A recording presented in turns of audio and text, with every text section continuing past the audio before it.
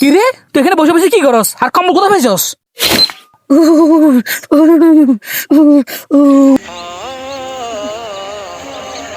কিরে, তুই এইভাবে বসে আছিস কেন এই শীতের মধ্যে? ভাইয়া থাকবে জায়গা নাই কিরমু আর ঘরও নাই বাড়িও নাই সাইবের মধ্যে কেউ নাই হাতে লাইটে বইরেছি। এই শীতের মধ্যে তোর গায়ে তো কিছু নাই, পায়ে নাই জুতা, মাথায় নাই কান্ডুফি, এই শীতে কিভাবে থাকবি তুই? না ভাইয়া কম্বল আছে তো। কি রে, তুই এখানে বসে বসে কি করস?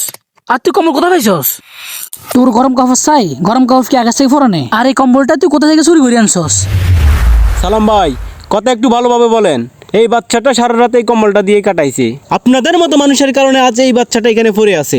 এদিন তো শীত লাগলে তো চলে, আর কাজ করলে তো গা অটোমেটিক গরম হয়ে যায়। তাদের সমস্যা কোথায়? নিহাল, গত রাতে তো অনেক শীত পড়ছে, কোথায় ছিলি সারা রাত? সকাল তো অনেক হয়ে গেছে, তুই এখনো পড়ে রয়েছিস এখানে, কিছু কাজ নাই? না ভাই কেউ ডাকেন আরে। কালকে রাতে যে আমি রুটি রাখছিলাম, রুটিগুলো কে খাইছি? না ভাই এই খাই না। তুই খাচ্ছ কি চোর খাইছি? এতিমের সবসময় চোরই হয়। সালাম ভাই, আপনি এতিম শিশুকে কিভাবে বলেন চোর? তার মুখের দিকে তাকালে কি একবার মনে হয় সেই চোর? আজ যদি এই ছেলেটার মা বাপ থাকতো, তাহলে কি আপনারা পারতেন এই ছেলেকে চোরের অপবাদ দিতে? আজ যদি তোর মা বাপ বেঁচে থাকতো, তাহলে তোরে এইভাবে কেউ চোরের অপবাদটা দিতে পারতো না। ভাইয়া আম্মা কইতো মানুষ এবার ভরসা করিয়ে না, একমাত্র আল্লাহ ছাড়া। আল্লাহ হারা দিন আঙ্গাল লাগা আছে। ঠিকই তো বলছে তোর আম্মা, মানুষের উপরে ভরসা না করে একমাত্র আল্লাহর উপরে ভরসা করো।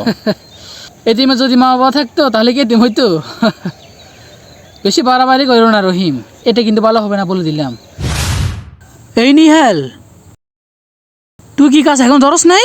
বাড়িঘর তেমন একটা সুবিধার মনে হচ্ছে না, তুই মনে হয় কাজ ধরস নাই। তাড়াতাড়ি কাজ ধর। ভাইয়া শীতের লাগলে কেন খাড়াতে না, বহুত কষ্ট হরে কাজ করমু। সালাম ভাই, আপনি এই শীতের মধ্যে ওকে এত কাজ করাচ্ছেন কেন? তুই কিন্তু এখন বেশি বাড়াবাড়ি করতে আসছিস বলে দিলাম। ভাই আপনি কি জানেন এতিমের দোয়া আল্লাহ সবচেয়ে দ্রুত কবুল করেন?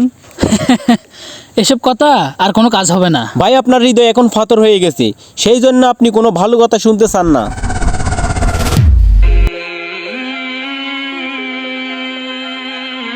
আরে নিহাল, তোর কি হয়েছে? তুই হঠাৎ ফুরে গেলি কেন? ভাইয়া ঠান্ডা সহ্য না করতে হরে গেছি।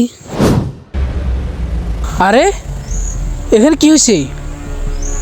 তোরা এখানে কি করস? আর নিহাল, তুই কাজ না করে এত কথা বলস কেন? সালাম ভাই, দেখেন বাচ্চাটা অসুস্থ হয়ে গেছে, আর এই শীতের মধ্যে ওর কাছে একটা কম্বল ছিল, সেটাই আপনি নিয়ে নিছেন, শুধু কাজ করাইতেছেন, গরম কিছু কিনে দেন না কেন? পুরোটাই উদাসীন নাটক। কাজ না করলে এমনিতে ঠান্ডাই লাগবে, এটাই স্বাভাবিক। আপনি মানুষ না, আপনি একজন এতিমকে এভাবে দেখেন? আজ যদি এই এতিমের জায়গাতে আপনি হইতেন? এই তুই এত কথা বলস কেন? তোর যদি ভালো না লাগে তুই এখান থেকে চলে যা। আমি যাবো ঠিকই, তবে এই বাচ্চাটাকে নিয়ে যাব। সে কোথাও যাবে না, সে এখানে থাকবে, কারণ এটা আমার ঘর। এতিমের উপর কোনো অত্যাচার চলবে না। জানেন সালাম ভাই, আল্লাহ এতিমের হক খাওয়া মানুষকে কোনোদিন মাফ করে না। তার বাবা মা মারা যাওয়ার আগে আপনাকেই বলেছিল আমার ছেলেটাকে খেয়াল রাখবেন, সেটা কি ভুলে গেছেন এত তাড়াতাড়ি? না রহিম না।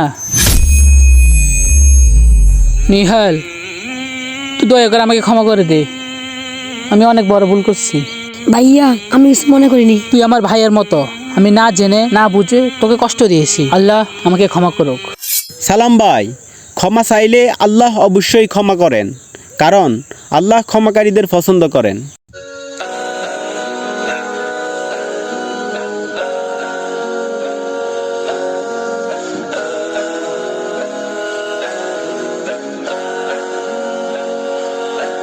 ভাইয়া এত দামি জামাই কি হাতে সামনে দিচ্ছেন?